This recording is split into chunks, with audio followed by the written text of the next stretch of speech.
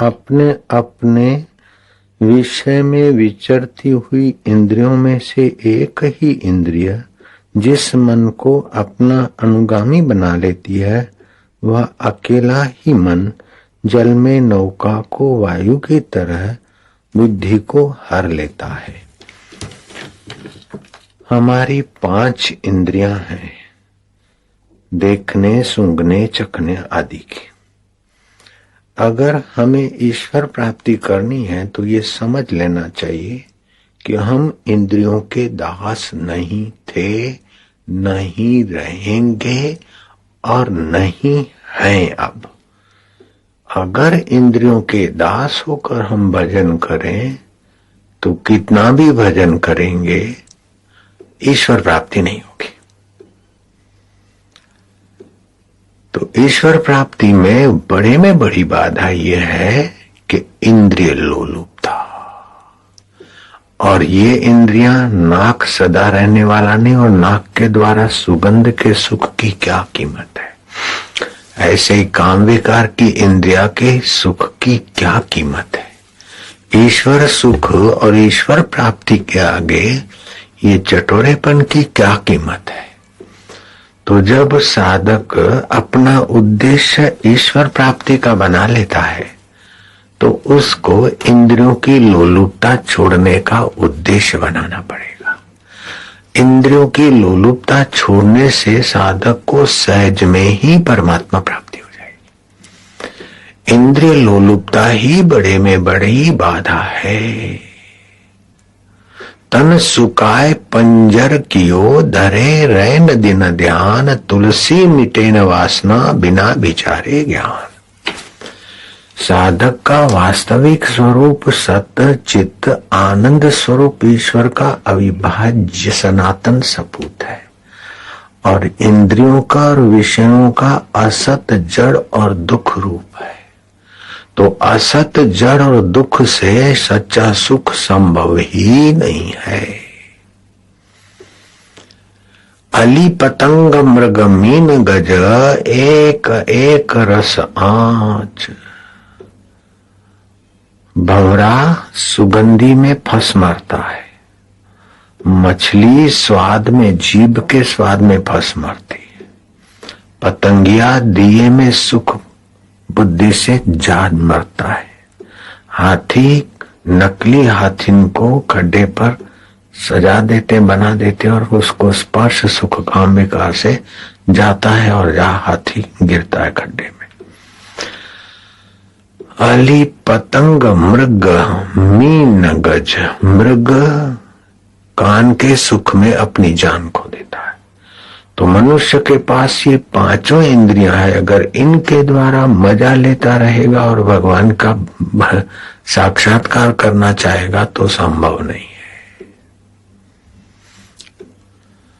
माला श्वासो श्वास की, भगत जगत के बीच, जो फेरे सो गुरुमुखी, ना फेरे सो नीच।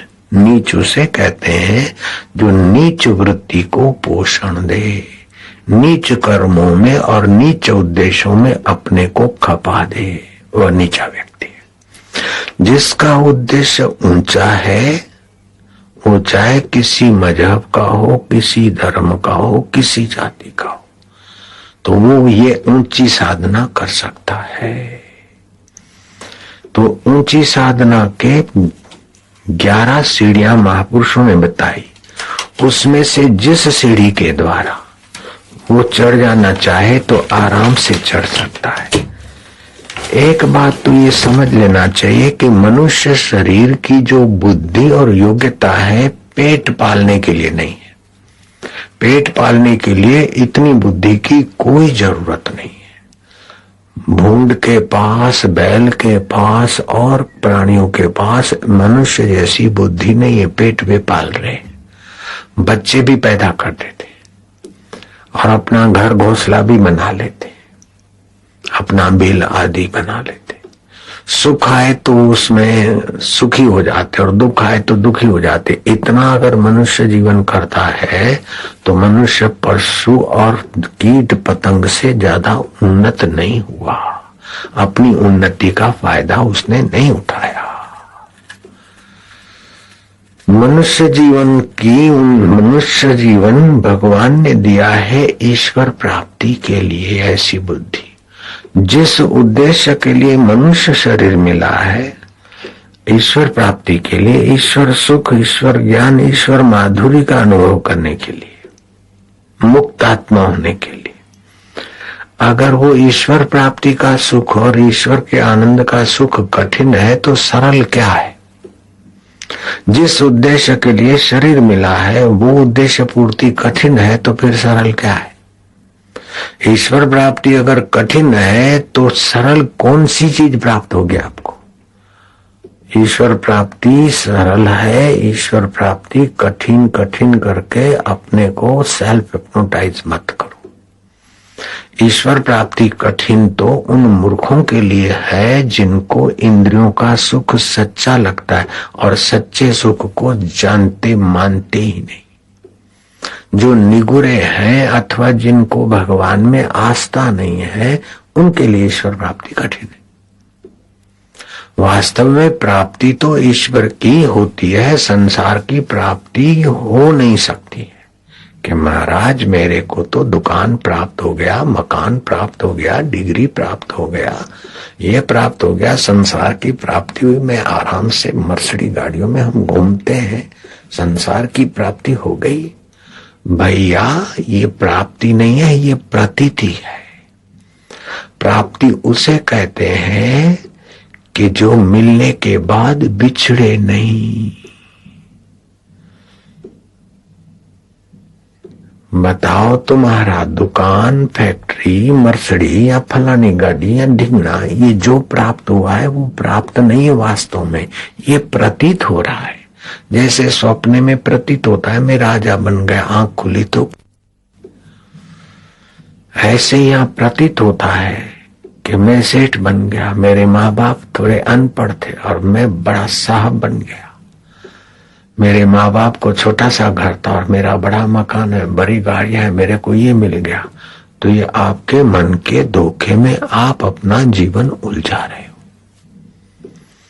आपको ये प्रतीत हो रहा है कि हमारे माँ बाप को कुछ नहीं था डिग्रियां और हमारे पास डिग्रियां है।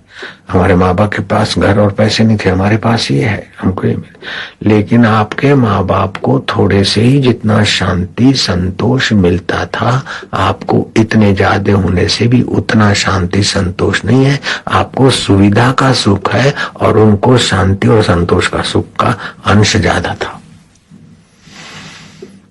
इसमें कोई अपवाद हो सकता है, वो फरियादात्मक हो तो नहीं भी हो, लेकिन सच्ची बात तो यह है कि जितना सुख और सुविधाओं के अधीन आप संतुष्ट रहेंगे, उतना ही दुख और असुविधाओं से आप डरते रहेंगे। और ये सुख सुविधाएं आपकी तो क्या महाराज, कल्प तक का जिनका जीवन था वरदान मिल गया था। हिरण्यकश्यप 4 युग तक अमर रहने का वरदान, 43,32,000 वर्ष तक जैसे जो रहने का वरदान पाए हुए व्यक्तियों का भी न राज्य रहा, न सत्ता रही, न शरीर रहा, तो आपके हमारे ये मकान, दुकान, चीजें, वस्तुएं कब तक रहेगी? सिकंदर चले गए, दारा चले गए, सुवर्ण की लंका वाले कहाँ, रावण चले गए, कारून खजाने के मालिक चले गए, तो आपका ये अनित्य शरीर प्रतीत हो रहा है कि ये मैं हूं। वास्तव में आप ये थे नहीं और रहेंगे नहीं और अभी भी है नहीं। मैं तो क्या आप छाती है, मैं तो क्या आप कपाल है, मैं तो क्या तुम नाक हो। तो कोई बुलाए तो हे लींट वाले इधर आ जाओ तो कैसा बुरा लगता है। तो आप हकीकत में जो है उसका पता नहीं और जो नहीं है उसमें अहंता और ममता हो गई। तो एक साधन ये है, सरल उपाय है कि अपना साधना के विरुद्ध का उद्देश्य निकाल दे। साधना के विरुद्ध का उद्देश्य रख के साधना करते तो बरकत नहीं पड़ती। हमें ईश्वर प्राप्ति का उद्देश्य करना है तो फिर भोग विषय विलास विकारों में समय बर्बाद न करे। उससे जैसे षड वाली नाव को हवा ले भागती अपने दिशा में, ऐसे ही इंद्रियों के लोलुप मन को खींच लेती है इंद्रियां, और बुद्धि फिर उसके अनुरूप खिंच जाती है। तो आपने मनुष्य जीवन की बुद्धि को सुसंस्कृत नहीं किया, सुविकसित नहीं किया। आपने तो और मन और इंद्रियों को पोषने वाले साधन सामग्री मिले, और ऐसे ही आप उसमें ज्यादा उनको गरकाव करके आप तनाव में, पाप में, टेंशन में, हिंसा में, चोरी में, कपट में, द्वेष में आप अपने को उलझा रहे। आप में ऐसी योग्यता है कि आपका दीदार करके देवता अपना भाग्य बना सकते। आपका इतना उत्तम आत्म स्वभाव है, उस स्वभाव को भुलाने वाली ये इंद्रिय लोलुपता, मन उनके साथ जा बहता है, और बुद्धि उसको समर्थन देने वाली। अगर संसार के सुख का उद्देश्य है तो बुद्धि फिर चोरी से, बेईमानी से, सच्चाई से, झुकने से, आंख दिखाने से, जैसे भी वो भोग मिले भोगो। इससे आप अपने आत्म परमात्मा प्राप्ति का अधिकार जो है उसका गला घोट रहे। वाहवाही जिस उद्देश्य से मिले, वाहवाही का उद्देश्य है तो जैसे मिले करो वो काम, संग्रह का उद्देश्य है तो जैसे मिले करो काम, लेकिन वाहवाही जिस हाड मांस के शरीर की होगी वो तो जल जाएगा। नाम का नाम होगा, आप तो ठन ठन पाल हो जाओगे। संग्रह करोगे तो जिस शरीर के लिए संग्रह करोगे उसको कब हार्ट अटैक हो जाए और कब मर जाए कोई पता नहीं। और आपके चोरी बेईमानी के धन के संग्रह से बच्चों की बुद्धि अथवा आने वालों की क्या वृत्ति होगी। अपनी योग्यता को आप ऐसे बालू में तेल डाल रहे हैं कि भाई जिस बालू में तेल डाल के आप मुठिया बनाने की जैसे गलती करने वाले को आप हंसते, ऐसे ही बुद्धि आपकी विकसित होगी तो आपको अपना जीवन पर हंसी आएगी। जैसे बालू से तेल नहीं निकलता, ऐसे ही नश्वर शरीर के द्वारा नश्वर भोगों से सच्चा सुख का अंश भी नहीं निकलता। अनित्यानि शरीराणि, शरीर अनित्य है, चाहे आपका हमारा किसी। वैभव नैव शाश्वत, वैभव शाश्वत नहीं है।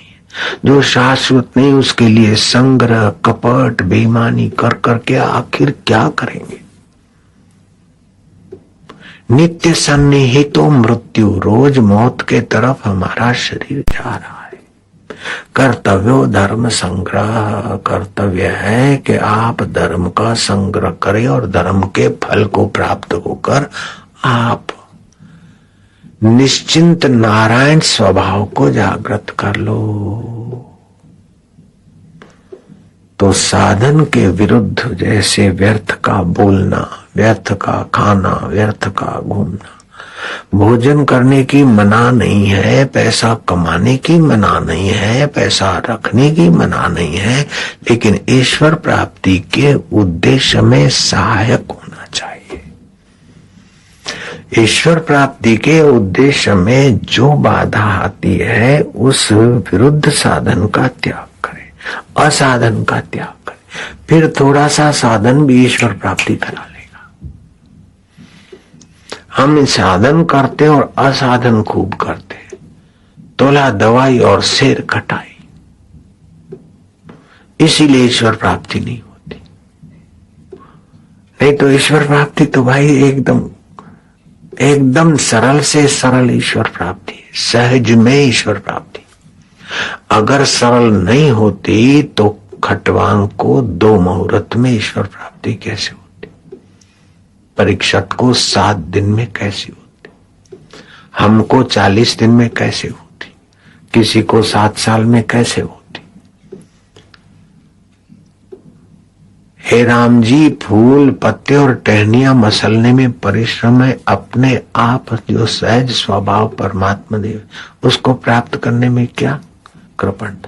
जो मूर्ख है, इंद्रिय लोलुप है, उनके लिए संसार बड़ा गंभीर सागर है, लेकिन जो विचारवान संयमी ज्ञानवान है उनके लिए तो ये संसार गोपद की नाई।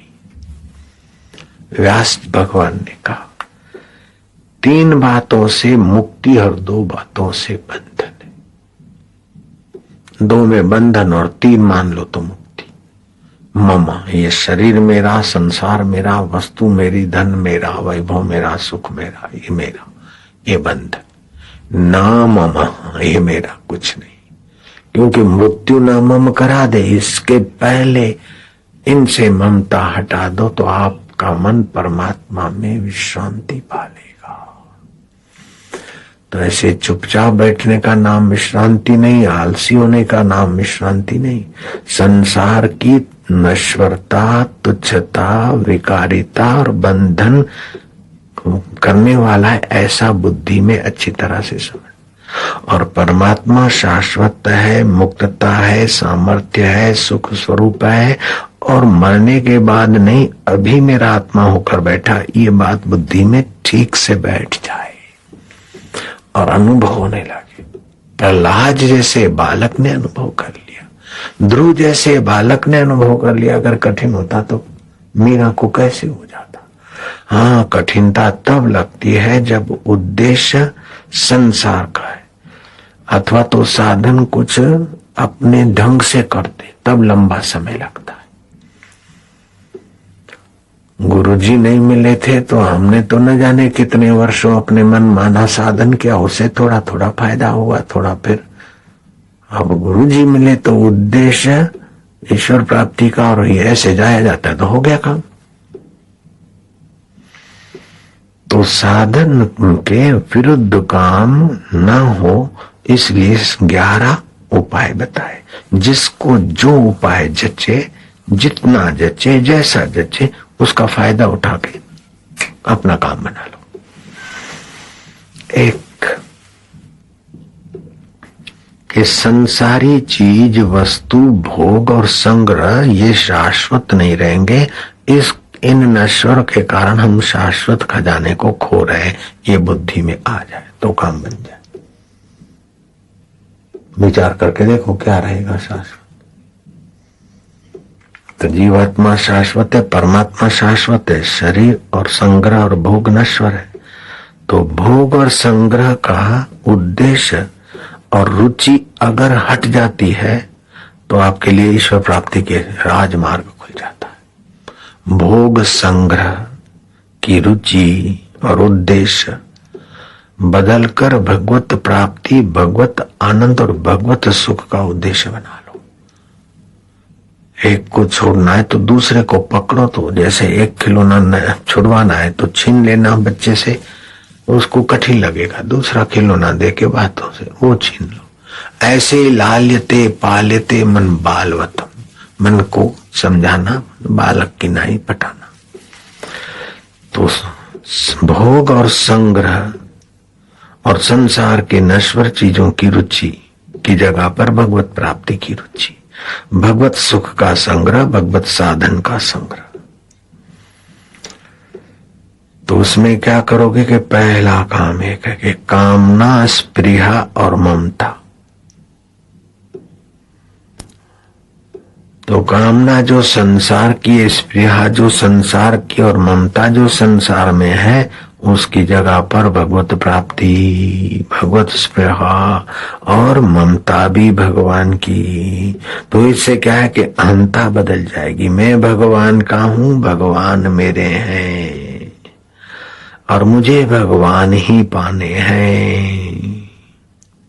इससे बड़ा आराम से ये पुराने दुष्ट संस्कारों से बचाव हो जाएगा। दूसरी बात, ममता अहंता भगवान को अर्पण कर दो। भगवान ही मेरे हैं, मैं भगवान का हूं। तुलसी ममता राम से, समता सब संसार। राग न द्वेष न दोष दुख, बादास गए भवपार। चौथा साधन है अनन्य शरणागति। जो सबका स्वामी है, सर्वसमर्थ है, सर्वा का प्रेरक है, उसमें गोता मार के फिर निर्णय करो। उसकी शरण हमेशा ऊंचे की ली जाती है। कई ने मंत्रा की शरण ली तो बुरी हालत हो गई। ऐसे ही छोटे लोगों की सलाह से अगर आप चलते जाएंगे और छोटे लोगों की नकल से आप जीते जाएं तो अब बड़े अनुभव के रास्ते पर हम नहीं पहुंच सकते। तो जो बड़े अनुभव के धनी है और बड़े अनुभव के जो उद्गम स्थान स्वरूप परमात्मा है, उसी की शरण सर्वोपरि। तीसरा है, एक तो ममता, एक तो हो गया साधन कामना, स्प्रिया, ममता, अहंता का त्याग। उसकी जगह पर भगवान की कामना, भगवान की ममता, भगवत स्प्रिया। दूसरा है ममता और अहंता का भगवती अर्पण करते हो। तीसरा है अनन्य शरणागति और भजन सेवा। चौथा है सर्वकाल में सदा सर्वत्र सुमरण भगवान का मन और बुद्धि भगवत अर्पण करें। पांचवा सुंदर साधन है कार्य में भगवान की पूजा का भाव। ऐसा नहीं मैं साधना कर रहा हूं और जब काम सेवा करते बोले तो सेवा है, नहीं, सेवा को भी साधन बना लो। द्वेष प्रेरित होकर कर्म न करो, राग प्रेरित होकर कर्म न करो, भोग प्रेरित होकर कर्म न करो, लेकिन समाज रूपी देव के बगीचे को संवार लिया परमात्मा की प्रसन्नता के लिए काम धंधा नौकरी में ये उद्देश्य बना लो। विल पावर बढ़ जाएगा, प्रभाव बढ़ जाएगा। जब अपना भोग और संग्रह और बेईमानी आती तो विल पावर दब जाता है। एक सीए मिले बंबई के अभी आज, बोले पहले कम पैसे थे और बड़ा अपने को शेर मानता था और बड़ी मस्ती में रहता था। अभी पैसे तो बढ़ गए लेकिन अंदर से खुशी भी चली गई और हिम्मत भी चली गई। मैं आपसे ये तो जितना जितना भोग संग्रह और संसार की आसक्ति रहती उतना उतना जीव की अपनी महिमा से वो नीचे आ जाता है। जितना वासना बढ़ी उतना लघु हो जाएगा और जितना वासना घटी और सेवा बढ़ी उतना बड़ा हो जाएगा अंदर से।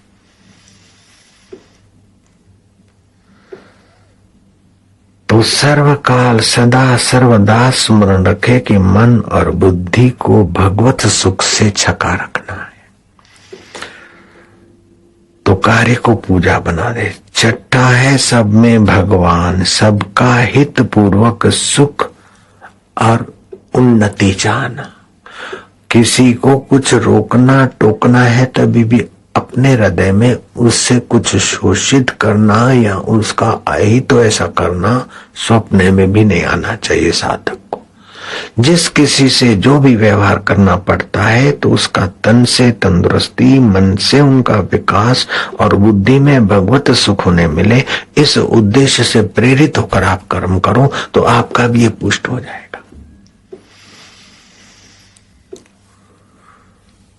सातवां साधन है कि भगवत नाम सुमरण। पहले वैखरी से, फिर मध्यमा से होठों में, कंठ में, फिर हृदय में ऐसा स्मृति बनी रहे कि भगवान के सुख को प्रकट होने में आसानी हो जाती, बड़ा सरल हो जाता है। थोड़ी देर अभी मैं करवाता हूं, थोड़ी देर होठों में जब जोर से जब आप, फिर होठों में, फिर हृदय में जपते जपते छोड़ दिया तो देखा तो जप चल रहा है, नहीं चल रहा तो चालू करो। ऐसा अभ्यास करो तो भगवत स्मृति इससे भी काम बन जाएगा। इतना छोटा सा साधन है, भगवत स्मृति होने लग जाए। राम तीर्थ की ऐसी चालू हुई तो सरदार पूरन सिंह ने बोला, ओ तीर्थराम आपको कुछ हो गया। बोले क्या हुआ? बोले आपका श्वासोश्वास में ओम ओम और ओम कूप से भी निकलता है ध्वनि, तो दिन भर आप स्मरण करते रहते न होगी। तो कई ऐसे साधक हैं जिनका ब्लड टेस्ट कराए तो उनमें ओम ओम दिखाई देता। कहीं ऐसी महिलाएं रोटियां बनाती है तो समृद्धि बढ़ जाती है, तो हरि शब्द तो खो जाता है, लेकिन रोटी पे ओम उभर आता है। ऐसे कई साधक हो जिनके रोटियों पे ओम उभरा हुआ, हाथ ऊपर करें तो जिन्होंने देखा है ओम उभरा हुआ या उभरा हुआ है, तो कईयों का होता है। उनके लिए फिर ज्यादा संग्रह बंग्रह का महत्व ही नहीं रहता, ज्यादा चतुराई की जरूरत ही नहीं रहती। और बड़े संग्रह और चतुराई वालों से वे ज्यादा अभी भी सुखी हैं और बाद में भी सदगति हो जाएगी। और संग्रह वाले तो न जाने उस संग्रहित धन के रक्षा के लिए मुसलमान की नाई प्रेतों के भटके अथवा फिर उस धन की जगह पे मकान में चिपकली होके आए, कोई पता नहीं, अथवा उस घर का मेंबर होके आए, कोई पता नहीं।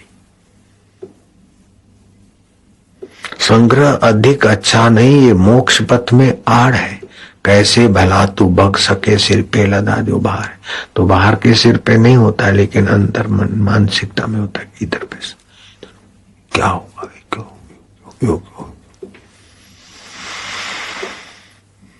आठवां साधन है ज्ञान प्रकाश द्वारा जगत को मायामय असत समझे, ये मिथ्या है, ये स्वप्न है, इसका गहरा चिंतन करे तो भी भगवान में मन विश्रांति पालेगा।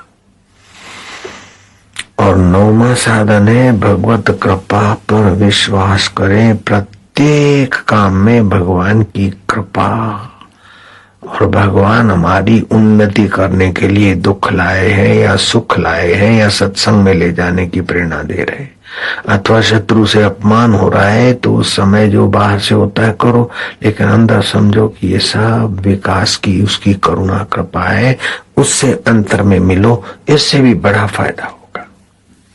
10वां साधन है भगवत प्राप्ति हेतु व्याकुलता। साधन बल से इतना ईश्वर प्राप्ति सुगम नहीं होती जितना ईश्वर प्राप्ति की व्याकुलता से ईश्वर जल्दी मिलते।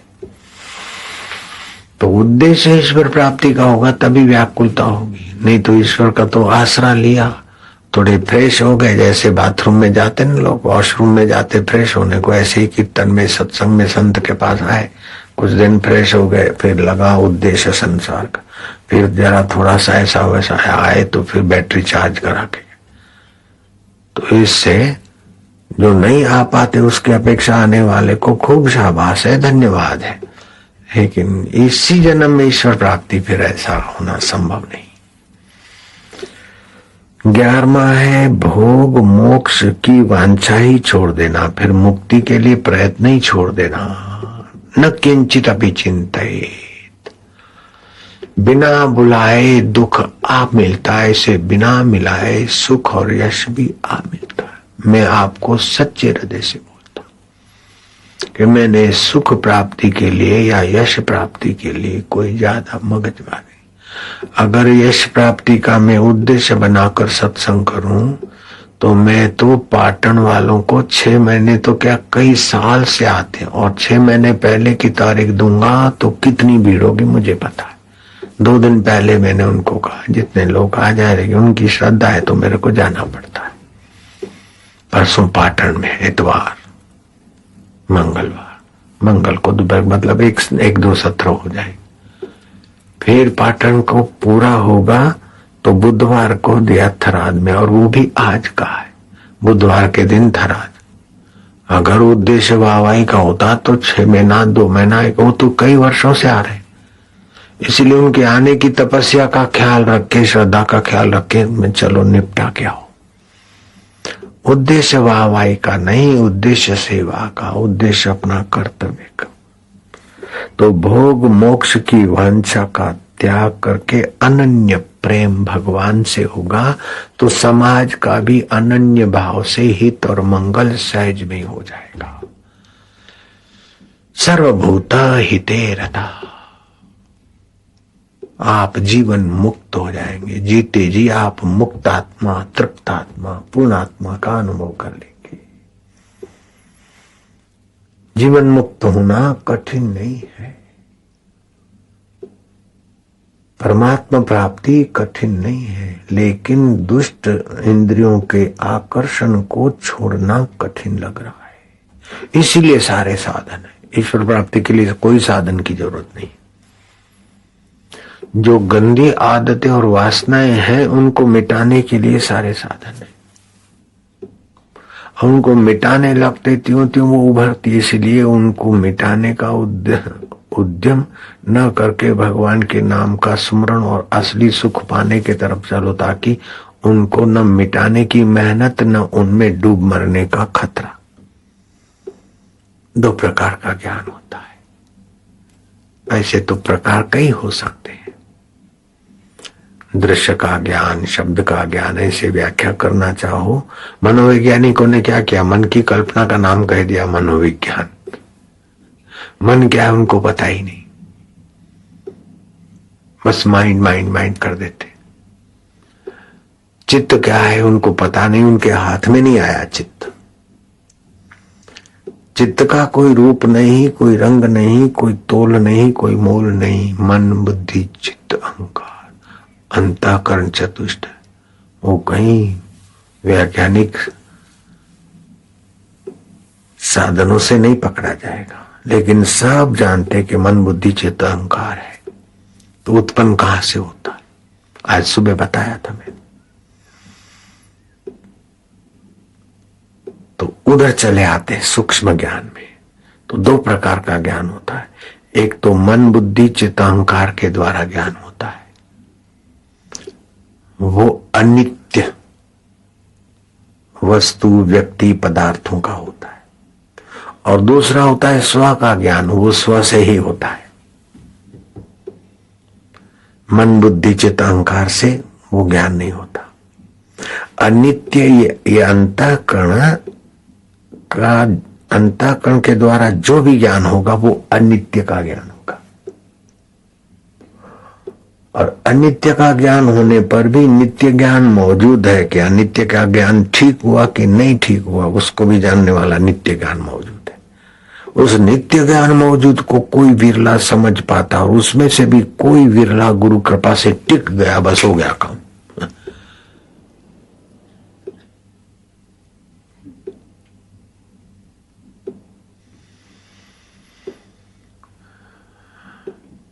अगर संसार का भोग भोगना है तो संसार भटका भटका के भोगी को नाश करके शमशान में कब्रिस्तान में पूरा कर देगा। अगर धर्म करना है तो यज्ञशाला और मंदिर में तुमको ले जाएगा। योग करना है तो एकांत और गुफा में तुमको ले जाएगा। लेकिन तत्व ज्ञान तो खुली आंख में हंस हंस पेखूं, सुंदर रूप निहारूं, साधु बाई सहज समाधि भली, गुरु कृपा भई जा दिन से दिन दिन अधिक चली। बैठे तो बैठे ध्यान में, कीर्तन किया तो किया करवाया, लेकिन नहीं तो हो ज्ञानी तो राज्य कर सकता है, युद्ध कर सकता है, घर गृहस्थी का काम कर सकता है, माई को भी उस परमात्मा तत्व का ज्ञान हो सकता है। ज्ञान में कोई जाति, कोई संप्रदाय, कोई लिंग भेद आदि का कोई फर्क नहीं पड़ता। केवल रुचि परमात्मा प्राप्ति की हो और संसार के आकर्षण से बचने का इरादा पक्का हो, बस। जो संसारी भोगों के द्वारा मजा लेने की आदत है, काम विकार भोग करें, ये वो ही साधक को गिरा देती। हल्के साधन, क्रियाजन्य साधन से भोग कर दे के काम विकार आदि, तो उससे शक्ति का ह्रास होता है। जिन साधनों से, जिन कर्मों से, जिन सुखों से शक्ति का ह्रास होता है, उन सुखों से थोड़ा बचे। और जिन साधनों से शक्ति का संचय होता है, उससे आप अपना मन लगाएं। जैसे मौन से शक्ति का संचय होता है, तो ब्रह्मचर्य से भगवत प्राप्ति की शक्ति का, योग्यता का संचय होता है। वाक इंद्रिय ज्यादा वाणी बोलने से शक्ति का ह्रास होता है। काम इंद्रिय से धातु क्षयता शक्ति का ह्रास होता है। अनावश्यक चिंता करने से शक्ति का ह्रास होता है। अति क्रोध करने से ह्रास होता है। अनावश्यक भयभीत होने से योग्यता का ह्रास होता है। तामसी और कामुक विचारों से, जैसे हस्त मैथुन है, बहुत भारी नुकसान होता है, सारी योग्यताओं को नीचो देता है।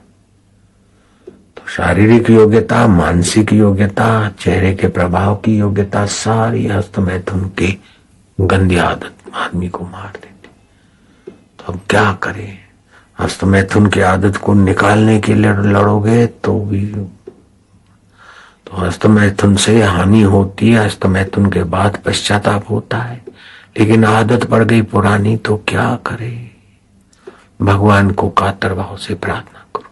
दोषों में इतनी ताकत नहीं जितना तुम्हारे परमात्मा में और तुम्हारे में ताकत है। अब मैं इसको छोड़ूंगा, मैं छोड़ूंगा, निकालूंगा करके मैं को मत बनाओ।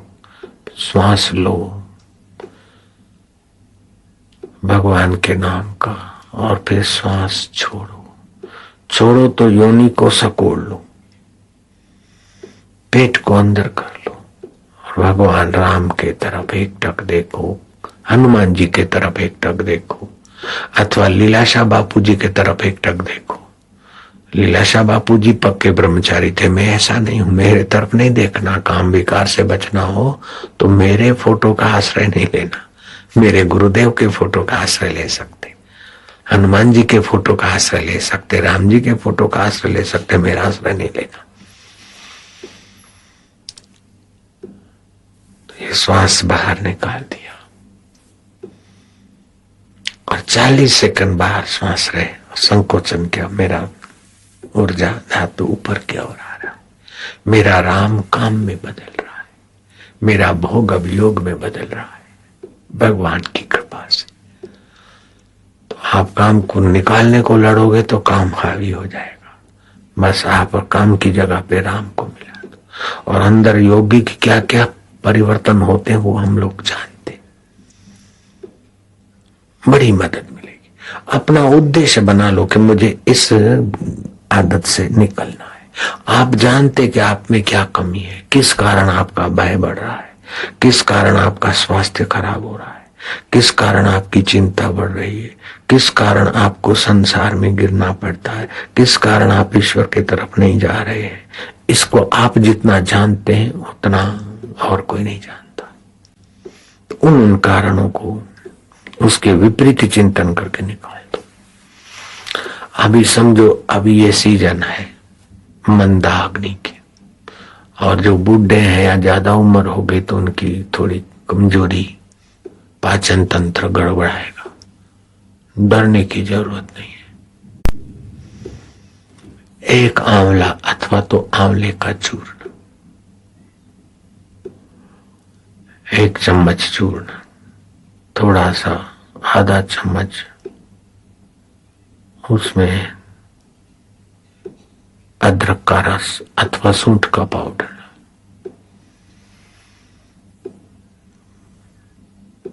पानी 1 आध गिलास डाल दो, उसको उबालो। 25, 30, 40% उबल जाए, बाद में उसमें शहद पीना हो तो शहद मिला सकते, काला नमक मिला सकते, ठंडा करके चुटकी लेके पियो तो बदहजमा तो घट जाएगा, मंदाग्नि में तो फायदा होगा, लेकिन रोग प्रतिकारक शक्ति बढ़ेगी। इन गर्मियों में मंदाग्नि होती है और उसके बाद बारिश आएगी तो वायु प्रकोप होगा, तो थोड़ा खाना है और वायु हुआ, पेट में गैस हो गया, तो वो भी बताया हुआ है पहले।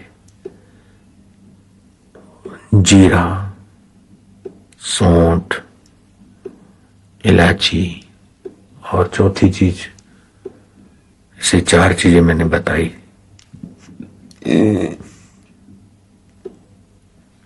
शायद काला नमक है, हाँ काली मिर्च। तो इन चारों का संभाग मिश्रण करके कुट के रख दिया। जब आफरा बाफरा जैसा लगे तो 1-2-3 ग्राम की चुटकी ताजे पानी से ले ली। तो गैस और बारिश के कारण जो मंदाग्नि और गैस और शरीर पकड़ा गया वो, लेकिन ये रोज नहीं खाना है, ये तो भारी पना हुआ है। तो ऐसे ऐसे बड़ी बड़ी दवाओं से जो ये तकलीफ नहीं जाती, ऐसे प्रयोगों से जाती। अथवा मंदाग्नि हो गई तो श्वास बाहर निकाल के रम रम रम रम 25 बार जपे, उतनी देर पेट को अंदर बाहर करे। वज्रासन में बैठ के ऐसे 5 बार करे तो मंदाग्नि पे फायदा होता। तो शरीर स्वस्थ रहे ईश्वर प्राप्ति के उद्देश्य से, ऐसा नहीं शरीर स्वस्थ करके मंदाग्नि दूर करके खाए पिए और फिर जाए पिक्चर देखेंगे मजा करेंगे, तो फिर हमारा बोलना व्यर्थ हो गया। फिर तो रोग देवता आपको नियंत्रित कर देगा। जयराम जी की ये हम जो बता रहे हैं साधन, तो ये आपका शरीर स्वस्थ रहे, बुढ़ापे की कमजोरी से आप बचे रहें और आपका मन भगवान में लगे, इसलिए बता रहे हैं। नहीं तो ये भगवान की सुंदर व्यवस्था है कि आपका विकारी जीवन है तो 50 साल में ठे हो जाओ। जख मार के विकारों से उपरांत आए, लेकिन ताकत नहीं रहती और मन में वासना बनी रहती।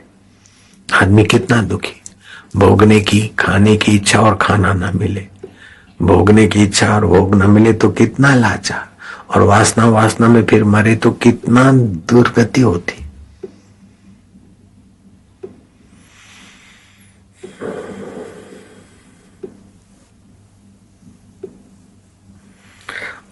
और भी है, सुवर्ण का अपना प्रभाव पड़ता है शरीर के अलग अंगों पर, चांदी का अपना प्रभाव पड़ता है और अंगों पर, पित्तल का अलग प्रभाव पड़ता है और लोहे का अलग प्रभाव पड़ता है। और सामान्य रूप से चारों को मिलाकर पानी में उबाल दें तो टॉनिक का काम करेगा। 4 ग्लास पानी ले लिया, 1 आउंस मतलब 25 ग्राम जितना शुद्ध सोना, 25 ग्राम जैसा या 50 ग्राम जैसा चांदी का कोई शुद्ध प्लेट या टुकड़ा। और ये जो ग्लास आते हैं ना, उनमें तो कॉपर मिला होता है, पायलों में भी 40% कॉपर मिला देते। चांदी की पायल आदि जो बनाते हैं, और भी जो बाजार में तैयार माल मिलता है ना सोने चांदी का, उसमें तो मिलावट अच्छी प्रकार से होती। ये शुद्ध चीजें हो, 2 चीजें हो, 3 हो अथवा 4 हो, वो पानी में उबाली, और 25% पानी, 30%, और जितना आपकी कमजोरी और जितना आप बल ज्यादा चाहते हैं उतना पानी ज्यादा उबाल, 50% उबाल। फिर वो पानी हो सके तो सुबह खाली पेट पियो, तो बहुत सारे रोगों को भगाने का काम करेगा और बल्य भी। दवाइयों से रोग मिटते तो कुछ न कुछ अंश रिएक्शन के रखते, लेकिन इसमें रिएक्शन के अंश नहीं रहेंगे। कैसा कैसा खोज खोज के लाता हूं आपके लिए, आप क्या बदला चुकाओगे, क्या दोगे? बस भगवान को पाने का उद्देश्य बनाने का वचन दे दो, बस मैं खुश हो गया।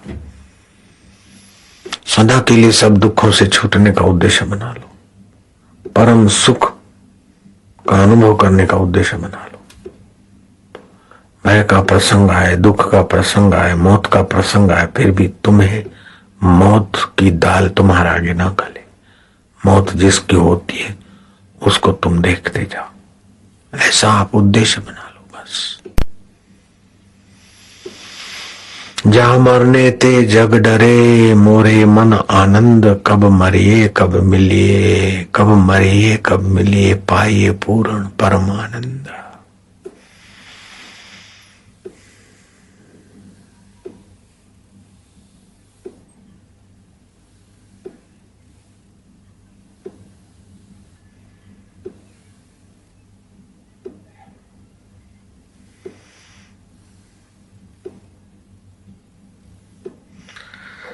तुकाराम महाराज कहते हैं, कथा है भूषण, जना मध्य सार, तरले अपार बहु येणे, नीचे कुल्याचा ऊंचा बद्य होय, हरिचे जो गाय गुणवाद। इस जगत में हरि कथा करना सुनना यही सच्चा परमार्थिक भूषण है। छोटे कुल वाले भी हरि कथा सुनने करने से ऊंचे ऊंचे व्यक्तियों से पूजनीय बन जाते हैं। स्कंद पुराण में लिखा है, भगवान शंकर ने कपाल व्रत लिया था। कपाल व्रत माना क्या? मानसिक मंत्र जाप में मग्न रहना। सुख दुख मान अपमान जो कुछ भी आए उसमें सम रहूंगा और कोई संग्रह न करना, मिट्टी पानी और राख के सिवाय, और विचरण करते रहते। स्कंद पुराण की कथा है कि शिव जी ने कपाल व्रत लिया। इसे महापाशुपत व्रत भी कहते हैं, कपाल व्रत भी कहते हैं। जरूरत पड़े तो भिक्षा मांग के खा लिया और शमशान में निवास किया। संतुष्ट रहना है, प्रसन्न रहना है, कुछ भी हो जाए। वाह वाह वाह। एक कपाल व्रत की मस्ती में शिवजी भूमंडल पे विचरण करते करते उज्जैनी में आए।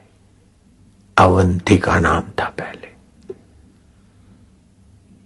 उज्जैन वन में रहे, अभी शहर बन गए। अभी भी जहां खेत खली और गांव है वहां वन होगा। देवताओं को पता चला कि भगवान चंद्रशेखर ने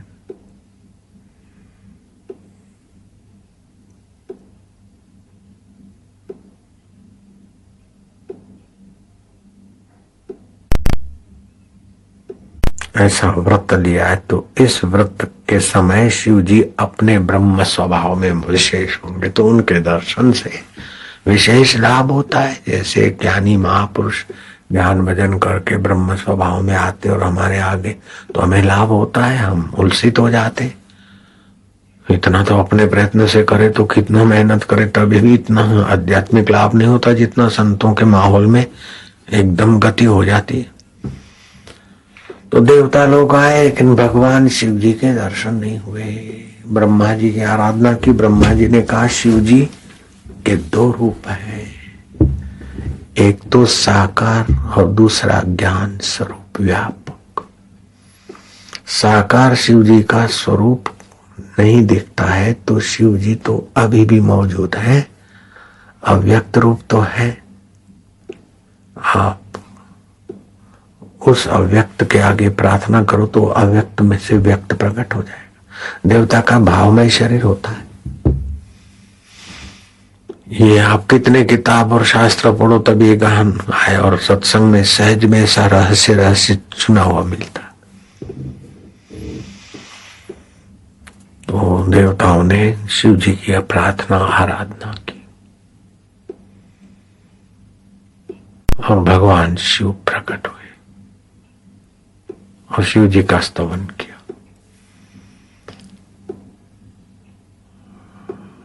शिव जी ने कहा मैंने कपाल फेंक दिया यहां। क्यों? कि बोले तुमने महिषासुर का नाम सुना है? तो देवता लोग कांपने लगे कि ये तो बहुत बड़ा दैत्य। बोले उसने अपने दैत्यों को वो विद्या सिखाई कि छुपे वेश में यहाँ विचरण कर रहे थे और तुम निहत्थे थे, ये उनको पता था, तो तुमको वो नष्ट करने के इरादे से आए। तो हमने फिर उनको वो कपाल व्रत लिया था, वो कपाल संकल्प करके उन पर डाल दिया। तो संकल्प को साकार होने के लिए निमित्त करना पड़ता है। फूल की माला तो आपको नहीं लग सकती है, लेकिन फूल की माला तो क्या पानी का छींटा में भी इतना ताकत तो नहीं होती, लेकिन पानी के छींटे के द्वारा या कोई वस्तु के द्वारा आपका संकल्प सक्रिय होगा। तो हाथ ने तो कुछ नहीं किया, लेकिन इससे संकल्प प्रसार हो गया। तो शिव जी ने अपने संकल्प को दैत्यों के विनाश के द्वारा कपाल फेंक दिया, तो दैत्य तो नष्ट हो गए, देवताओं की रक्षा हो गई। ये देवताओं को प्रसन्नता तो हुई, लेकिन देवताओं की इतनी साधुता, सज्जनता कि देवताओं को शिव जी ने पूछा अब क्या चाहिए? बोले हमारे को मारने आए, उनको आपने कपाल फेंक कर समाप्त कर लिया, लेकिन प्रभु उन पर आप कृपा करिए, उनकी सदगति हो। तब शिव जी मंद मंद मुस्कुराए कि तुम्हारी दुर्गति करने वालों की तुम सदगति चाहते हो, इसीलिए तुम्हारे कहे बिना ही तुम्हारे को सताने वालों की मैंने सदगति कर दी है। मेरे हाथ से जो मरेंगे उनकी दुर्गति कैसे होगी? तो जो अपने परमात्मा स्वभाव में रहता है उसके द्वारा कारज की हानि नहीं होती।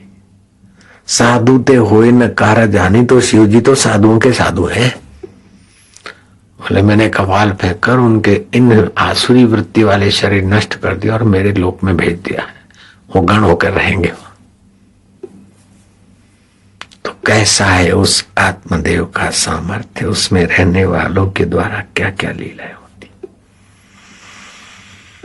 कहाँ तो मनुष्य इस महान परमेश्वर के साथ का अधिकारी, और कहाँ हे पान मसाला तू सुख दे, हे चाय बीड़ी तू सुख दे, हे काम बेकार तू सुख दे। और देखा कि मिला नहीं है, थकान मिली, अपने प्रति ग्लानि मिली, फिर भी गुगड़ गुगड़ गुगड़। चाहे 100 जूते खाए तमाशा घुस के देखेंगे फिर से वही। तो वशिष्ठ कहते राम जी वासना पूर्व दीर्घ काल की, इसलिए उसको निकालने के लिए दीर्घ अभ्यास की जरूरत है। निर्वासना मुक्ति और वासना के अधीन बंधन, बस इतना ही। साधन विरोधी काम से अपने को बचाओ।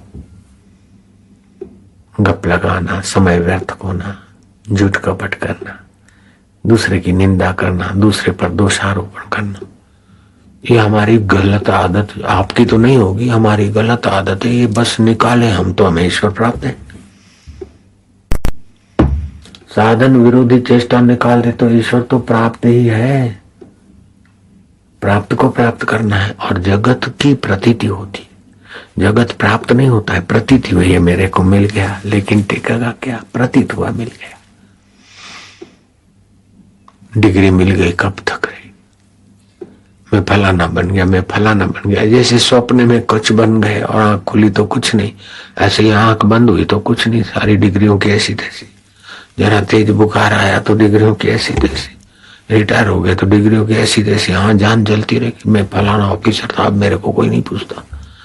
और जान जलाना, मनोवैज्ञानिक बोलते कि जो बड़े बड़े पदों से रिटायर हो जाते तो अपनी उम्र के पहले 10-5 साल पहले ही मर जाते। यार मेरी कोई वैल्यू नहीं, मेरी कोई वैल्यू नहीं। पहले तो अहम के द्वारा जीते हैं, प्रभाव से पद होता है, अधिकार होता है, और रिटायर होने के बाद व्यापारी के लिए, ऑफिसर के लिए कहावत है, नेता और सरकारी अधिकारी बेचारे कुर्सी के बाद कि क्या उनकी हालत होती है वो तो वही जानेंगे जब रिटायरमेंट होगा और या कुर्सी चली जाती है। कई पूर्व मुख्यमंत्री आते वो ऐसे ही कैसा है बोले कोई साल नहीं, पूर्व प्रधानमंत्री आए इसी आश्रम में। क्या क्या आप प्रधानमंत्री थे, कैसा रहा? बोले क्या, मुझे पता है उनका नाम नहीं बोलना है, ऐसे। और कई पूर्व प्रधानमंत्री मिलते भी, लेकिन देखा तो क्या, ऐसे ही पूर्व IAS थे, सचिव थे, फलानो थे। अब थे करके याद दिलाओ, वो ले आते मुलाकात देने के लिए, डायरेक्टर था फलानी जगह फलाना। अभी पूछ रहे ले लेके थोड़ी देर, चलो भाई बेचारे को यहाँ थोड़ा मान की भीख मांगने को आया तो दे दिया, लेकिन समझा कि इतना होने के बाद भी भगवान की प्यास नहीं रही। मिलने को आए कोई पद लेके, अच्छा ठीक है, मान का भिखारी दे दिया मान, लेकिन तुम्हारे शरीर को मान मिला तो क्या हो गया? मन को हर्ष होगा। हम तो तुमको परमात्मा देना चाहते थे भैया, तुम मान की भिखारी क्या बन गए? मान पुड़ी है जहर की खाए सो मर जाए, चाह उसी की राखता वो भी अति दुख पाए। इस नश्वर शरीर का मान कब तक भैया? ज्ञान मान जहां एको नाई, देखत ब्रह्म समान सब माई। कई तासो परम विरागी, तृण सम सिद्धि 3 गुण त्यागी। सुबह बताया था ना कि आपको भी चाहिए तो ऐसे ऐसे करो तो ये सिद्धि आ जाएगी। किसी को कोई वस्तु आप दे दो, ये साधना भी बताई थी। इससे आपका बड़ा मान होगा, लेकिन मान होगा शरीर का, और शरीर तो मर जाएगा, आपको तो फिर भटकना ही है। इसीलिए ऐसी साधना न हमने की है, न आपको बताने की ज्यादा रुचि है, फिर भी थोड़ा बता देते। सुबह बता दिया था। आप मन चाहिए दुनिया में से कोई भी चीज मन चाहिए मंगा कर खा सकते हो, खिला सकते हो, दे सकते हो, दिखा सकते हो।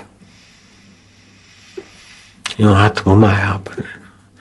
एक होता है प्रेतों को वश करके रखी हुई अपने गोडाउन की वस्तु मंगा के देना, दूसरा होता है मानसिक जो साधना सुबह बताई थी, उस बल से भी आप वस्तु, मुंबई का हलवा लो, जयपुर के करेले का अचार लो, दिल्ली की मठिया लाओ, लो, जापानी जूस का पैकेट, बोले थोड़ी देर लो। लेकिन इससे तो इंद्रिय लोलुपता बढ़ेगी, लोग धोखे में पड़ेंगे, और आपकी तपस्या का फल तो और संसार में गिरना ही हुआ ना। आपने क्या बहादुरी करके दिखाई भैया। लेकिन हमारा ऐसे लोगों से भी विरोध नहीं है। ठीक है, इस बहाने भी थोड़े सेवा कार्य होते हैं, लोगों को भगवान की तरफ लगाते, धन्यवाद है, अच्छा है, चलो ठीक है। भगवान की तरफ लगाए तो अच्छा है, लेकिन अपने तरफ लगा लेते, चलो ठीक है। इस बहाने भी ओम ओम तो बेचारे जपते, तो चलो अच्छा है। नारायण हरि हरि ओम हरि परमात्मा हरि श्री हरि। तो असाधन से बचे बस, तो थोड़े से साधन से ईश्वर प्राप्त हो जाए।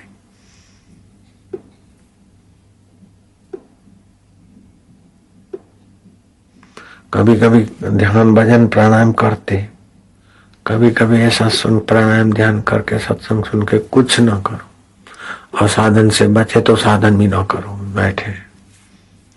ऐसा ऐसा आता है कि वो सहज समाधि की अवस्था।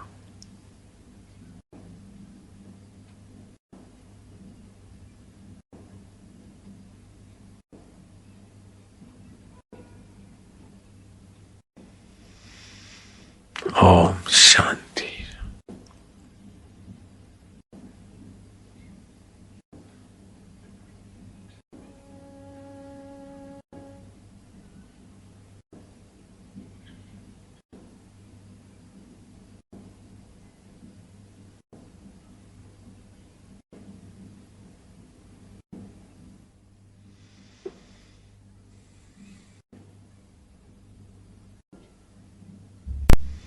जो सुना है उसको बार बार मनन करना चाहिए, और मनन करते करते नित्य स्वभाव में थोड़ा आनंदित होना चाहिए।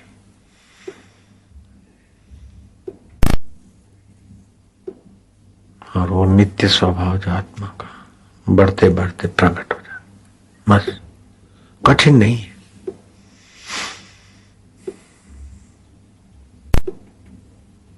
न कठिन है, न भविष्य में पाने योग्य है, अभी वर्तमान। दुख अभी, भूख अभी, और तुमको मरने के बाद खाना देंगे तो क्या बेवकूफी है। सुख की लालसा भी है, और सुख के लिए तो विकारों में गिर रहे हैं, तो सच्चा सुख अभी पालो, न काय को विकारों में गिरना।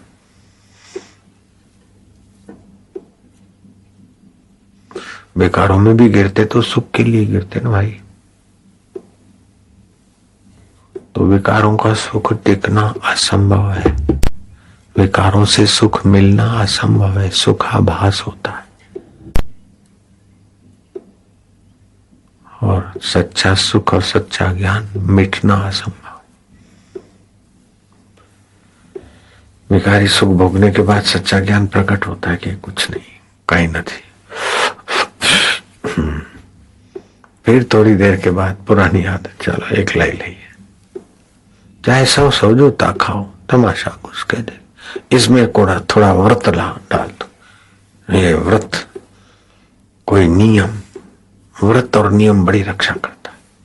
जिसके जीवन में कोई व्रत नहीं, कोई नियम नहीं, संग्रह का भी कोई तो लिमिट रखो, खाने की भी कोई लिमिट रखो।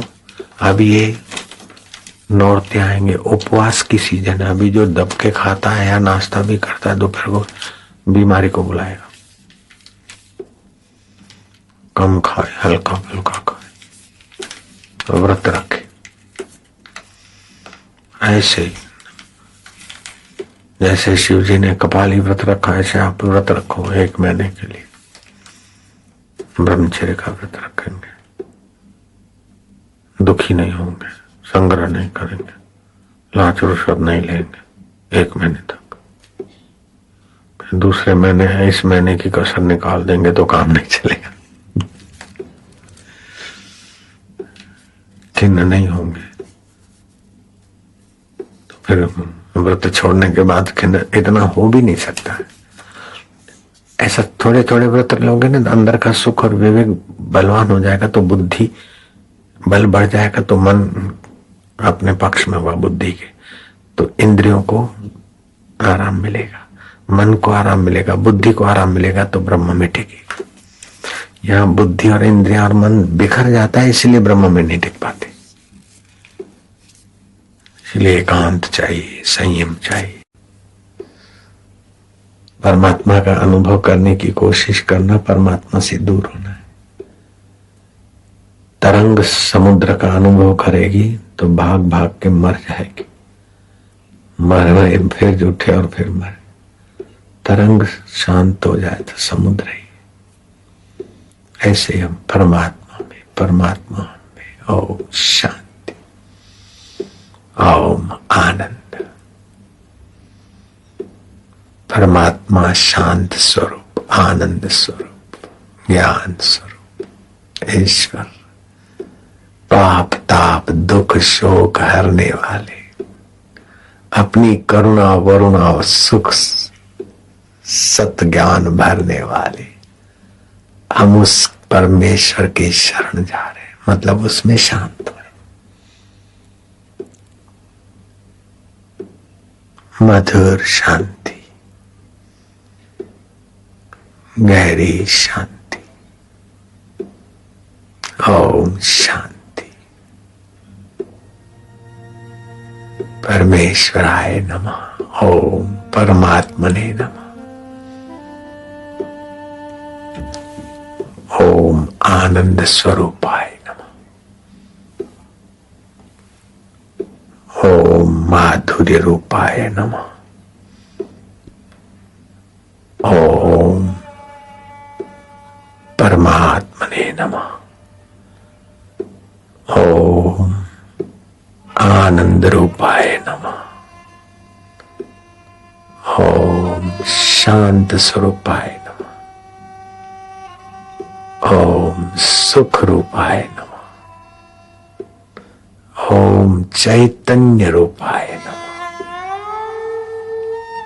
ओम हित आत्म रूपाय नमः,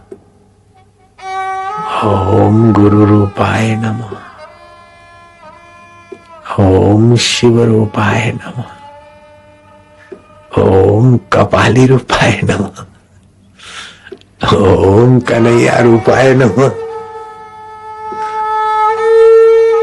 ओम रस रूपाय नमः, ओम माधुर्य रूपाय नमः, ओम परमेश्वराय नमः,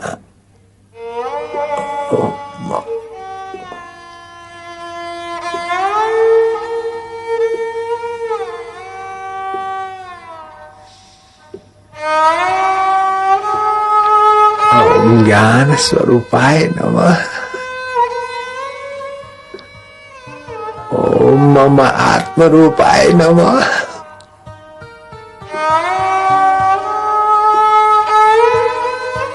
ओम सच्चिदानंद स्वरूपाय नमः,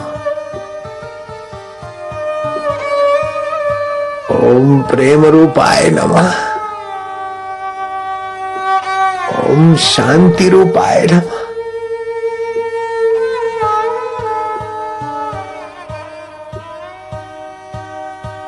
ओम विश्रांति स्वरूपाय नमः,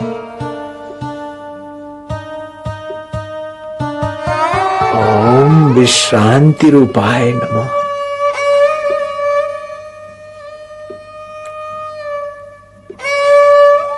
ओम मधुमयाय नमः।